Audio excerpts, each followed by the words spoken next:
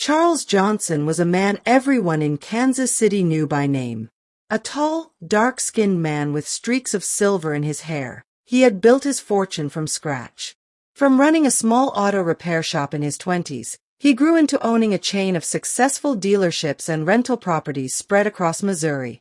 Charles wasn't just wealthy, he was respected. Folks called him Uncle Charles in the community because he sponsored scholarships, gave to churches, and quietly helped struggling neighbors. His estate sat on Jefferson Street, a wide brick house with tall columns and a manicured lawn that stood as a symbol of discipline and hard work. But Charles carried one burden heavier than money or success, raising his two sons. Marcus, the eldest at 28, was disciplined, soft-spoken, and careful.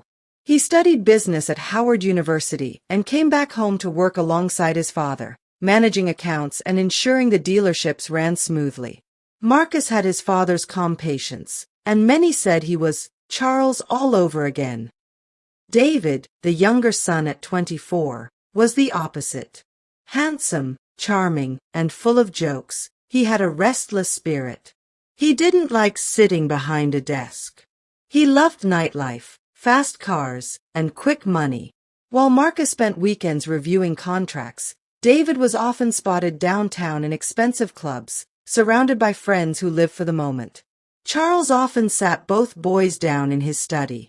His deep voice carried authority as he gave them the same reminder.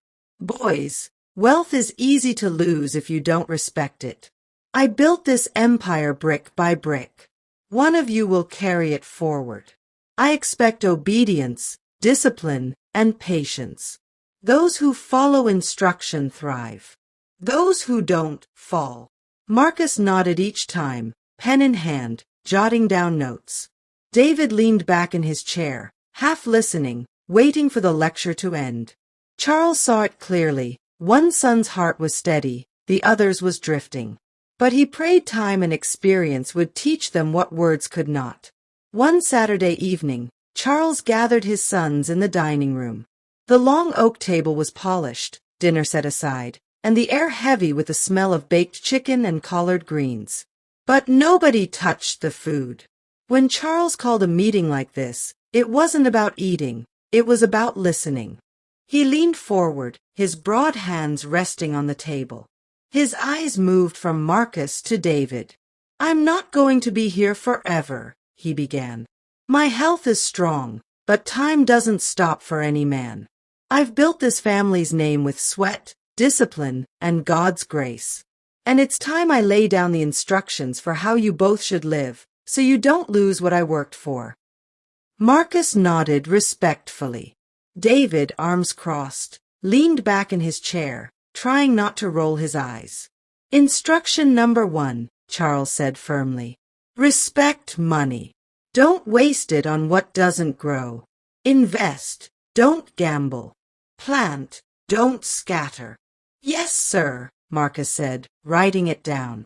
David smirked. Dad, I know how to make money.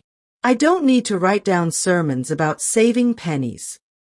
Charles's jaw tightened. Boy, listen to me. Fast money runs fast away. Wealth without wisdom is a curse. David shrugged, staring at the ceiling. Instruction number 2, Charles continued, ignoring the attitude. Respect people. Don't step on others to climb up. The same people you despise on your way up may be the ones you'll need when life humbles you. Marcus leaned in. That makes sense, Dad. Relationships matter more than profit. David chuckled. Sounds like one of those motivational posters. Charles's eyes hardened. Son, one day you'll see it's not a joke. Instruction number 3, Charles said, lowering his voice. Stay rooted in family and faith. A man without principles is like a house without foundation. It will fall when storms come. The room grew quiet. Even David shifted uncomfortably at his father's tone. Charles pointed at both of them. If you follow these instructions, you'll stand. If you ignore them, you'll fall. Marcus, I trust you already understand. David, I pray you'll learn before it's too late. David leaned forward suddenly, frustration in his eyes. Why do you always talk like I'm the bad son? Just because I don't want to live boring like Marcus doesn't mean I'll fall. I've got plans too, Dad. Big plans. Charles sighed. Dreams without discipline are nightmares waiting to happen. Marcus kept quiet, watching the fire in his brother's eyes. He loved David but feared where his stubbornness would lead. Charles stood, signaling the end of the meeting. My instructions are set. Life will test you both. And when it does, I'll see which of my sons took me seriously. The three men sat in silence for a moment, the ticking clock on the wall louder than the words left hanging. Dinner grew cold, but the lesson lingered, though not equally received. While Marcus lived by discipline, David lived by impulse. The nightlife of Kansas City felt like home to him, the flashing neon lights, the bass from club speakers shaking the ground, the laughter of women who loved his charm. To David, this was freedom. Man, you're Charles Johnson's son, his friends told him as they poured champagne. You don't need to grind like Marcus. You've got money, name, status. Enjoy it. And David did. He bought designer clothes, gold watches, and cars that turned heads on every street. While Marcus saved, David spent. While Marcus invested, David gambled. One night, after losing thousands at a casino, his best friend Jamal nudged him. Don't sweat it, bro. Easy come, easy go. You'll make it back next weekend. David forced a laugh, though his stomach twisted. He knew his father's words about fast money running away, but he shook them off. Yeah, I'm good, he lied. At home, Charles noticed the withdrawals in his bank reports. He called David into his study. Son, what's going on with your accounts? You're bleeding money. David leaned on the doorframe, arms crossed. Dad, it's just investments. You know, trying new things. Investments. Charles raised an eyebrow. Since when is the casino an investment? David's jaw tightened. Why are you always on my back? Marcus this, Marcus that. I'm not Marcus. Let me live my life. Charles's voice hardened. I don't expect you to be Marcus. I expect you to be a man who respects wisdom. You're wasting what I built, son. David slammed the door behind him. His pride wouldn't let him admit he was drowning. Weeks turned into months. Creditors started calling. He borrowed from friends, then from shady lenders. Nights of partying turned into mornings of regret.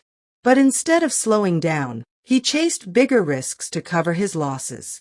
Marcus noticed the tension in his brother's eyes and tried to reach him again. David, talk to me. What's happening? You can't keep living like this. I'm fine. David snapped, though his hands trembled.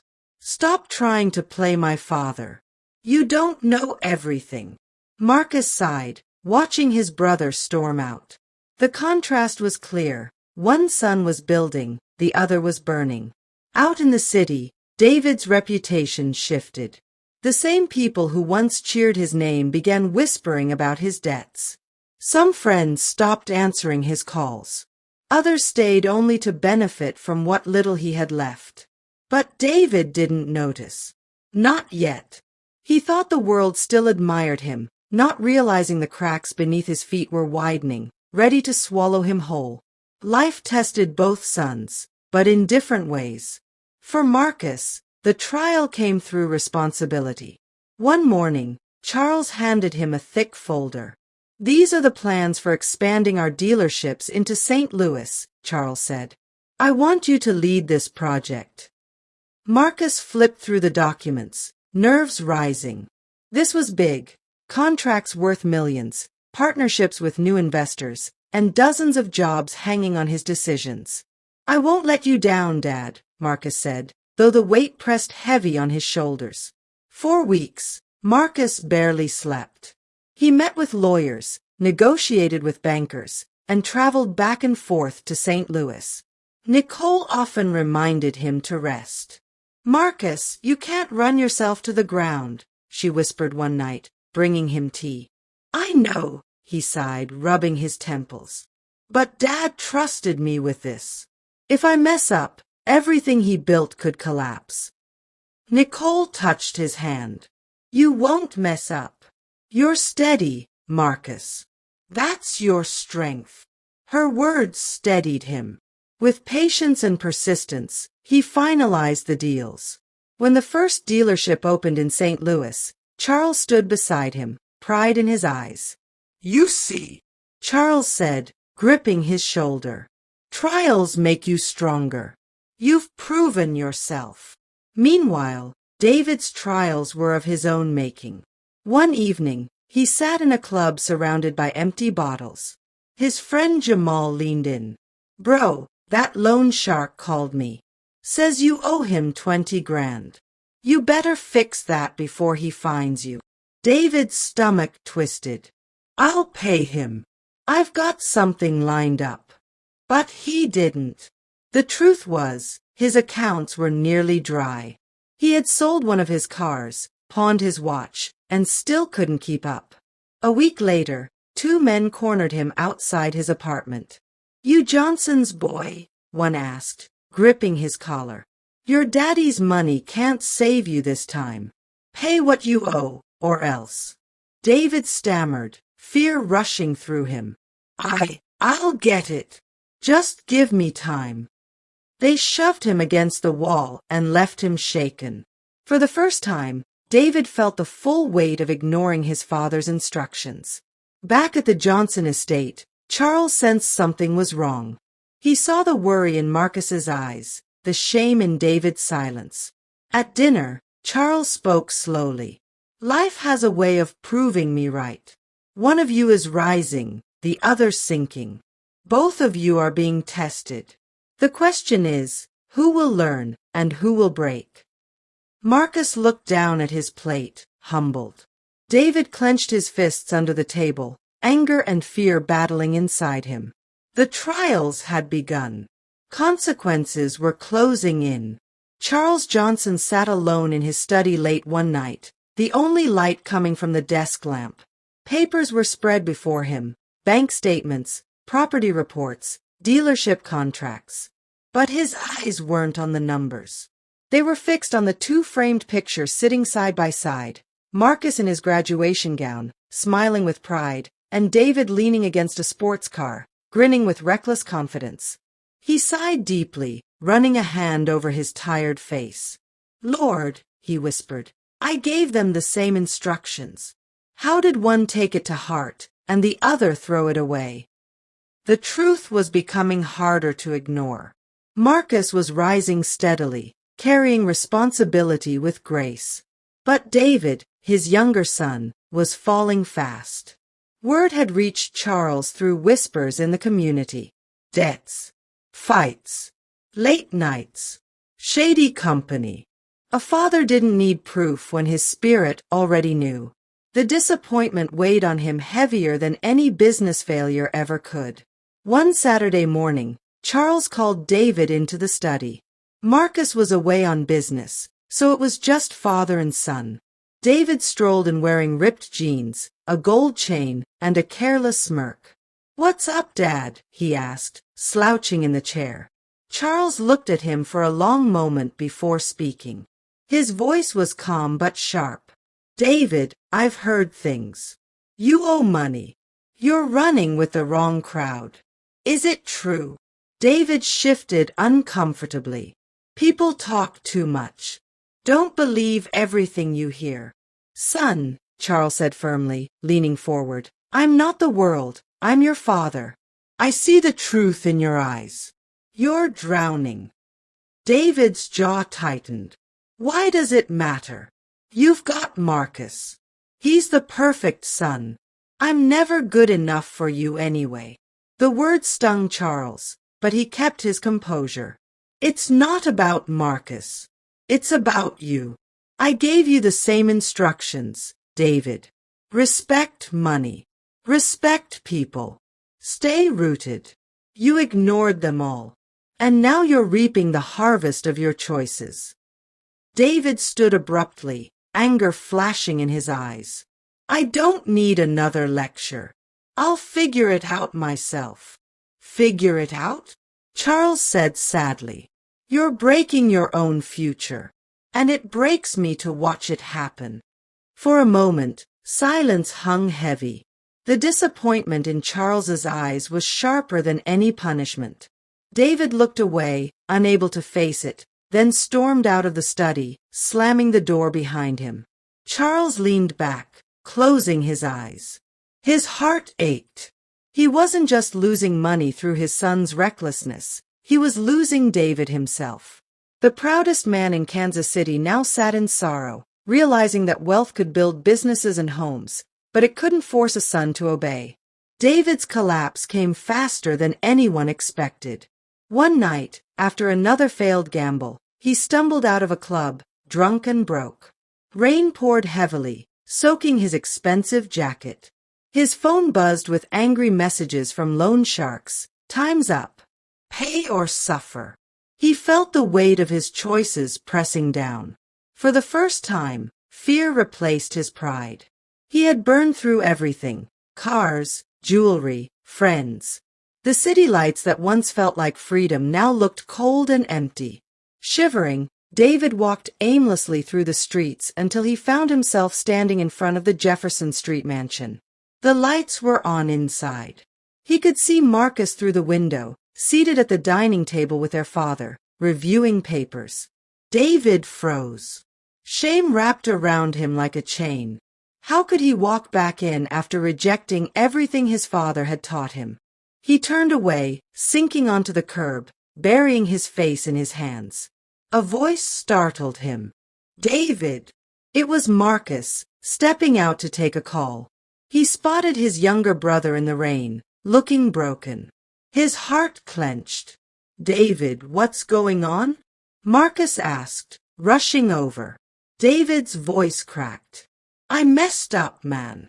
I messed up bad. Marcus crouched beside him, placing a hand on his shoulder. Come inside. Talk to Dad. David shook his head violently. No, he'll never forgive me. He was right about everything. I can't face him. Marcus's eyes softened. You're still his son. He may be disappointed, but he hasn't stopped loving you. Come home, David, before it's too late. That night, for the first time, David wept, not in anger or pride, but in true regret. Something inside him shifted. The seeds of change were finally breaking through the hardened ground of his heart. Months later, Charles gathered both sons in his study. His health was starting to show signs of wear, his hair grayer, his steps slower, but his mind was sharp. Boys, he said, I'm putting this family through one final test. I'm dividing responsibilities for the estate. Marcus, you'll handle the new dealerships. David, I'll give you control over a smaller property, the rental units on Lincoln Avenue. If you prove faithful, you'll earn more. If not, the business will slip from your hands. David swallowed hard. The old David would have laughed at managing apartments. But now, humbled, he nodded quietly. Yes, sir. I'll do my best. Charles studied his face. There was no arrogance in his son's eyes this time, only sincerity. Marcus glanced at his brother, surprised. He saw a flicker of the boy he once played basketball with in the driveway, before pride poisoned everything. The test began. Marcus threw himself into dealership expansions, negotiating deals, hiring staff, and marketing aggressively. David, meanwhile, walked the dusty halls of the Lincoln Avenue apartments, meeting tenants, fixing plumbing, and chasing down unpaid rents. It wasn't glamorous, but for the first time, David worked with his hands and stayed consistent. His tenants, who once avoided him, began greeting him with respect. Slowly, the property turned profitable again. When Charles reviewed the results 3 months later, he smiled. Marcus, Your dealerships are thriving. David, your apartments are finally bringing steady income. Both of you honored my trust. David lowered his head. Thank you for giving me another chance, Dad. I won't waste it again. For the first time in years, Charles felt hope rise in his chest. Maybe his rebellious son had finally begun to change. But change is never smooth. One evening, David's old friend Jamal showed up. Man, I heard you're back in business. Come on, let's hit the casino. Quick money, just like old times. David froze. His heart raced. The temptation burned, but then his father's voice echoed in his memory. Fast money runs fast away. Wealth without wisdom is a curse. He shook his head firmly. No, Jamal. I'm done with that life. Jamal sneered. You've gone soft, man. Playing landlord while your brother runs the empire? You'll never be Marcus. The word stung, but David stood tall. I don't need to be Marcus. I just need to be the son my father can respect. Jamal left, scoffing, but David didn't chase him. For the first time, he chose wisdom over pride. When Charles heard of it later, his eyes filled with tears. That's redemption, son. Not that you never fell, but that you learned to rise. Marcus smiled quietly, proud of his brother. For years, he had carried the weight of being the responsible one. Now, at last, David was standing beside him instead of dragging him down. Years later, Charles Johnson passed away peacefully in his sleep. His funeral drew hundreds, friends, church members, employees, neighbors. They spoke of his generosity, wisdom, and unshakable discipline. But the greatest tribute came not from the community, but from his sons. Marcus stood at the podium first.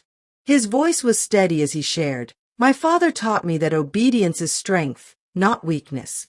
Everything I am today is because I followed his instructions." Then David stepped up, his voice trembling. "I didn't listen at first. I thought I was smarter than him.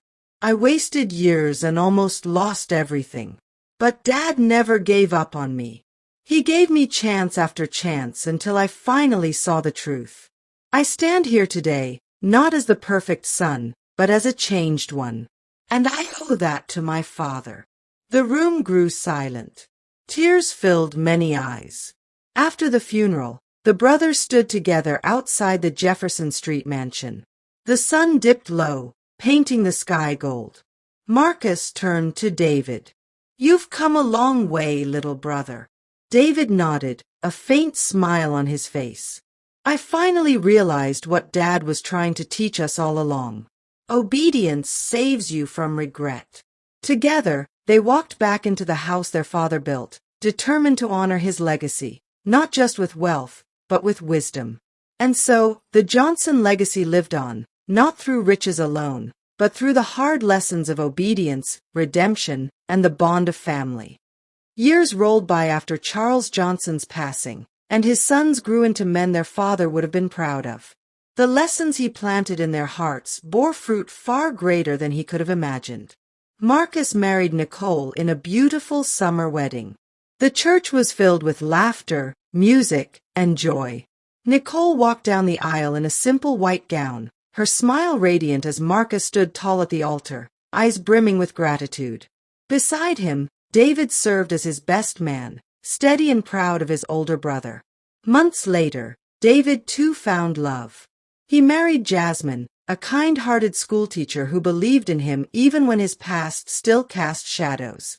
Their wedding was smaller, but no less joyful. Marcus stood by his side this time, and together the brothers toasted to new beginnings.